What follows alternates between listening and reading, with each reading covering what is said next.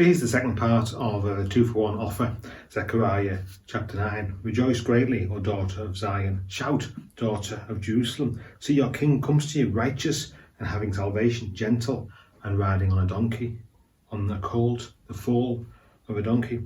I will take away the chariots from Ephraim and the war horses from Jerusalem, and the battle bow will be broken. He will proclaim peace to the nations. His rule will extend from sea to sea, and from the river to the ends of the earth. As for you, because of the blood of my covenant with you, I will free your prisoners from the waterless pit. Return to your fortress, O prisoners of hope. Amazing. Even now I announce that I will restore twice as much to you. Wow, amazing. It's no wonder that I love those verses. It's no wonder that those verses are very popular amongst preachers, is it? Because they are incredible verses of hope. And actually, in many ways, you've got a big chunk of the gospel there. You've got Jesus riding into Jerusalem on a donkey. Remember, written 400 years before. You've got him as the Prince of Peace. The battle bow will be broken. You've got peace because of the blood of the covenant. What does Jesus say? That his blood is shed as a new covenant for you to bring you into a place of peace with him. So let's assume all of those things are already in place. And then he invites you to return to your fortress, O prisoner of hope.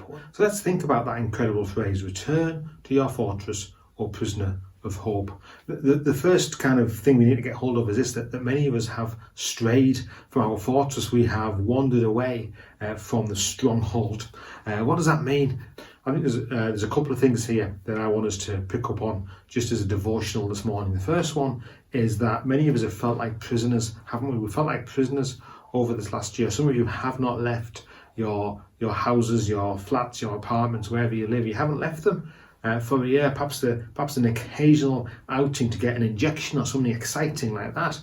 But we've been prisoners, haven't we? And lots of us have felt trapped. We've felt like we've not been able to spread our wings and fly. We've felt trapped.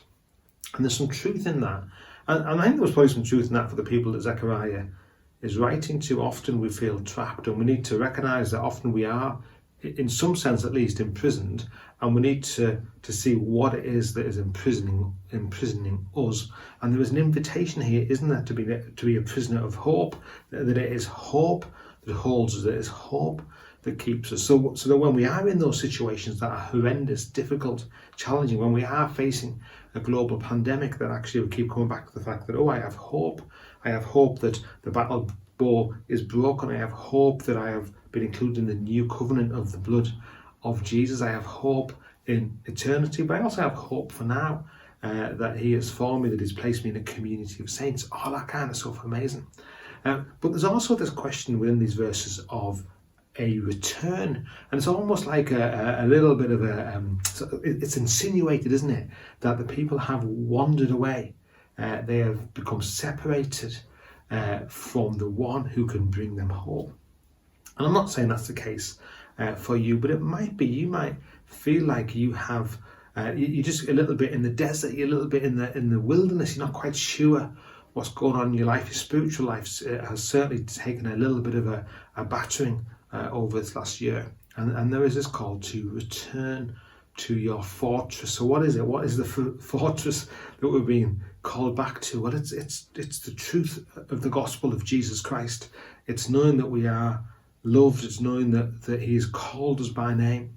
I was talking to a friend of mine, not from our church, this week, and he was telling me just about he'd been visiting another church, thinking about going to a different church from the one he already goes to, and it was almost like the Lord had lined up, the preacher, the sermon, the songs, all that stuff, And he's going, why would God bother with me?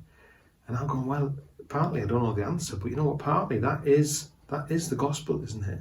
That we are spoken to, that we are invited, that we are called in, because we are the prisoners of hope, and he is the fortress. And he's saying, come back into a place with me. Whether there's, you might be able to put your finger on what is it that has caused my spiritual malaise recently. You might be able to say, I need to confess some stuff or stop doing some stuff. You might not be able to put your finger on it, but this is a conscious thing in Zechariah 9. That the king comes riding on a donkey and he invites you to return. That the king comes to smash the battle bow and he invites you to return, that the King comes with the blood of the new covenant and he invites you to return. Return to your fortress, O prisoner of hope.